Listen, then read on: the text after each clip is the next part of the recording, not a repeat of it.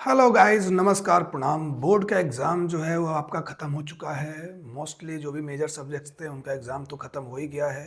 And now the question is what is next. Class 12 तक तो आपने पढ़ाई कर ली। अब आगे अपने कैरियर को यूनिवर्सिटीज़ तक ले जाने के लिए आप सबने बहुत सारे एग्ज़ाम्स दिए होंगे। बहुत सारे लोगों ने नीट का एग्ज़ाम दिया होगा या देने वाले होंगे। बहुत सारे लोग जेईई के लिए भी अपीयर हो रहे होंगे। बहुत सारे लोग क्लैट में अपीयर हुए होंगे। और वहाँ कहीं न कहीं कुछ मार्क्स से, क्योंकि कॉम्पिटिशन बहुत टफ है, आप एलिजिबल हो सकते हैं, आपने मेहनत भी किया हो, बट जो हमारा इंफ्रास्ट्रक्चर है एजुकेशन का वो इतना लिमिटेड है कि इतने पॉपुलेशन को कैरी नहीं कर सकता और इसलिए हम लोग पीछे छूट जाते हैं। But we have the another chance here. CUET, central university entrance test, जो कि आपके लिए गेटवे है टॉप सेंट्रल यूनिवर्सिटीज के टॉप मोस्ट कोर्सेज से। उधर जाकर आप अपने कैरियर को फिर से एक बार एक नई फ्लाइट दे सकते हैं, एक नई उड़ान दे सकते हैं। सिर्फ इंजीनियरिंग एंड मेडिकल तक ही आपके कैरियर ऑप्शंस लिमिटेड नहीं है। एक बात हमें समझ ही लेना चाहिए कि एजुकेशन का ऑब्जेक्टिव सिर्फ अर्निंग नहीं है, not to get a job. अगर एजुकेशन का ऑब्जेक्टिव जॉब लेना होता और अगर सच में एजुकेशन से जॉब मिलता तो आज रील्स बनाकर लोग पैसे नहीं कमा रहे होते और एजुकेटेड लोग अनएम्प्लॉयमेंट डे ना सेलिब्रेट कर रहे होते। हमें जरूरत है एक ऐसे स्किल डेवलपमेंट की जो हमारे माइंड को ओपन करे, और उसके लिए सेंट्रल यूनिवर्सिटीज कन्वेंशनली एक सही प्लेटफॉर्म रहा है। साइंस के स्टूडेंट्स केवल टेक्नोलॉजी सीख कर ही आप अपने कैरियर को बिल्ड नहीं कर सकते। रिसर्च एंड एकेडमिया जैसी भी चीजें होती हैं जो साइंस में एक्सप्लोर करने का मौका देता है। You can do something impactful to the society. Similarly arts and law field में भी सेंट्रल यूनिवर्सिटीज में ग्रेट स्कोप है, एक लंबा स्कोप है। ऐसे में आज के इस सेशन में हम समझेंगे कि विद इन 7 वीक्स हम सीयूईटी के लिए क्या ऐसा स्ट्रेटजी रखें, क्या ऐसा प्लान रखें कि विद इन 7 वीक्स हम एक एग्जाम को क्रैक कर ले successfully. And in this video I am going to give you a detailed analysis about what this exam is actually, what it wants from a candidate, and what you should do to get it cracked.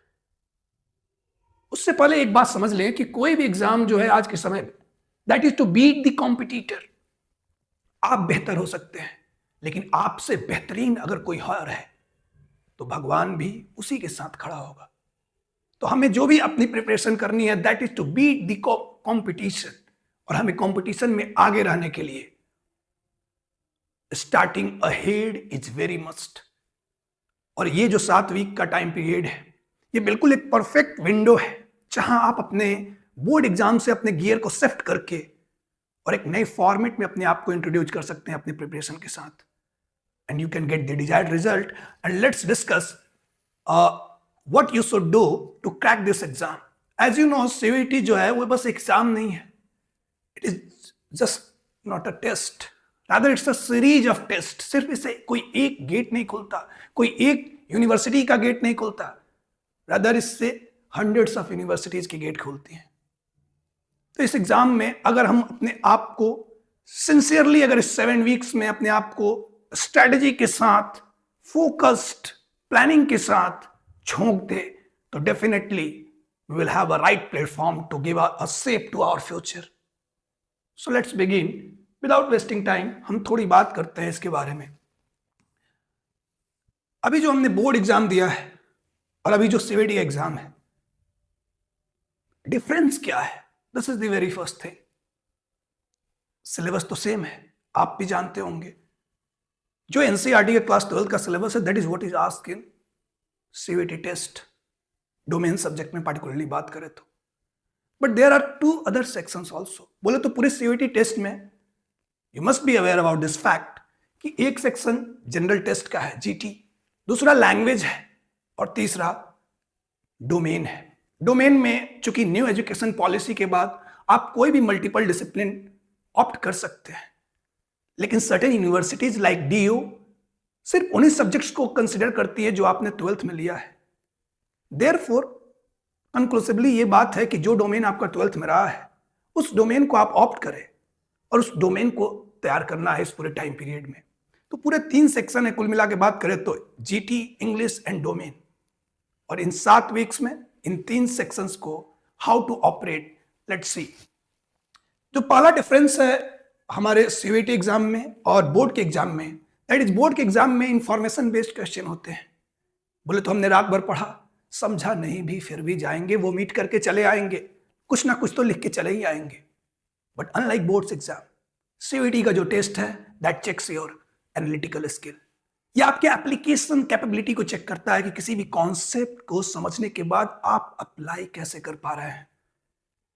CUET का जो test है वो minute factual details को पूछता है जो छोटे छोटे बॉक्सेज में दिए हुई हैं एनसीईआरटी के बुक्स में। तो अनलाइक बोर्ड एग्जाम जो पूरी का पूरा थ्योरेटिकल बेस्ड है, जिसमें आप रट्टा मार के भी काम कर सकते हैं, you can score a good percentage, but CUET exam में ये रट्टा मार बिल्कुल फेल हो जाएगा। So we need to have a different approach, a different strategy all together. The second जो बड़ी बात है दैट इज कि आप अपने प्रिपरेशन को शिफ्ट कैसे करें। जो बोर्ड मोड में आपका एग्जाम चल रहा था, अभी प्रिपरेशन जो चल रहा था, जो आपकी स्टडी लाइन बोर्ड के लिए शिफ्टेड था, गियर कहीं और था, उस गियर को चेंज कैसे करें, अडेप्ट कैसे करें, इस एग्जाम को में कैसे अपने आप को इनगल्फ करें। तो इसके लिए समझना बस यही है कि डिस्क्रिप्टिव थ्योरी जो है वो काफी हो गया, आपने ऑलरेडी पढ़ भी रखा है और एक बेसिक आइडिया आपके पास है भी। अभी जो रिक्वायरमेंट है that is to move to objective and logic heavy section की तरफ। जो कंसेप्चुअल टॉपिक्स हैं उनके कॉन्सेप्ट्स को हम ब्रशअप करें और उसके बेसिस पे एप्लीकेशन सीखें। बोले तो एमसीक्यू का प्रैक्टिस करें, उसका एनालिसिस करें। और इस एक्ट में बोले तो एमसीक्यू को सॉल्व करने के एक्ट में कॉन्सेप्ट को अप्लाई करने की जो पूरा प्रोसेस है उसमें हमें स्पीड अप करना होगा। बोले तो सबसे तेज और सटीक बनना होगा। सो इसके लिए what you need is that ये 3 फेज में आप अपने पूरी स्टडी प्लान को डिवाइड कर लें। ये जो फेज 1 है that is called the foundation. सबसे पहले आप पूरे अपने सिलेबस को एक प्लान करें। बोले तो आप फिगर आउट करें कि चैप्टर्स कितने हैं।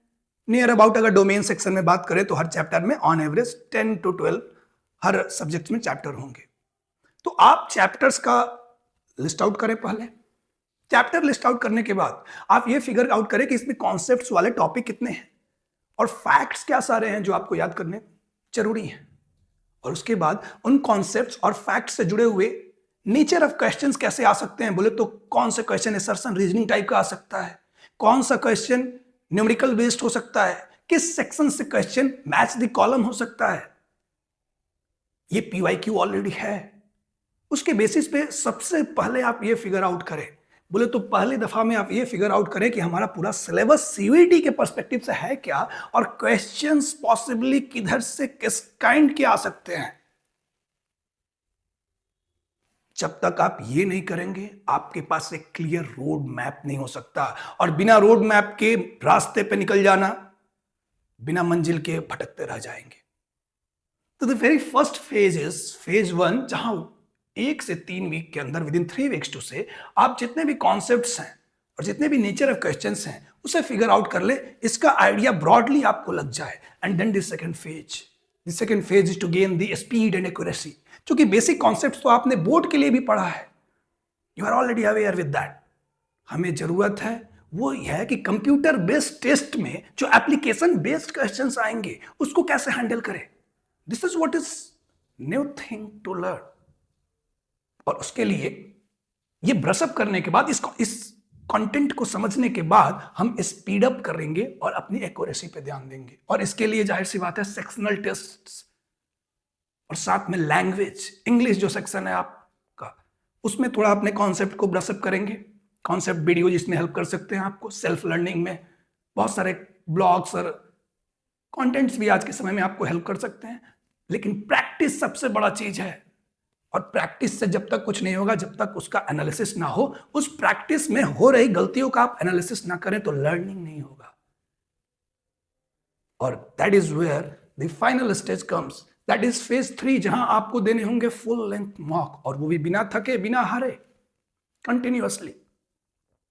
क्योंकि अगर आपने पेन पेपर टेस्ट दिया है, अगर आप पेन पेपर स्टडी मोड में पढ़ते भी रहे हैं, तो अचानक से कंप्यूटर बेस्ड टेस्ट पे शिफ्ट करना ही अपने आप में एक चैलेंज है. This is what you need to accept, because ये ह्यूमन बायोलॉजी है. अपने आप में एक अनईज देगा हमें. बोले तो अपने आप को अडेप्ट करना भी, CBT mode, computer based test mode में अपने आप को अडेप्ट करना भी हमारे लिए एक चैलेंज है. इसके लिए रिक्वायरमेंट है कि आप फाइनल फेज में रूथलेसली बहुत सारे मॉक्स लगाएं और मॉक्स का एनालिसिस करें. एनालिसिस के बाद आपको जरूरत है पर्सनल गाइडेंस की, बोले तो मेंटोरशिप की, जो सही से आपके डिफेक्ट को फिगर आउट कर सके, और वहां से लर्निंग का प्रोसेस शुरू होता है. Remember, this exam is not to answer 90% questions, not to score 700, 800 marks. Rather, it is to answer that one question which no one could answer. It is to just score single marks more than every other. This is what makes you a competitor. This is what makes you a winner. So, ये जो phase, 3 phase का plan है, that what you need to stick to. Domain, again you need to focus the same strategy. Phase 1 with domain, phase 2 with domain, phase 3 with domain. Similarly with English, and this similar thing goes with general test, which includes quants, logical reasoning, and current affairs. Moving ahead, these sectional tests are very much significant in this whole process, and therefore this mock strategy, how to approach the mock, this analyzing thing, how to analyze it precisely, and then the fact drilling, the core concepts which are there in the NCERT textbook in the form of boxes, do you know, or something like that. These are the core scoring points which are going to give you some additional points in this whole preparation. And to help you out in this whole journey, we are here with the team of CVT.pro. At CVT Pro, we are having 3 big universities alumni who are there as a subject matter expert to guide you, to connect you one to one, आपसे 1-to-1 mentorship करके आपकी समस्याओं को resolve करने की कोशिश हम यहाँ करने वाले हैं. Along with that, जो पूरी स्ट्रेटजी हमने बताई, उसके लिए we are having this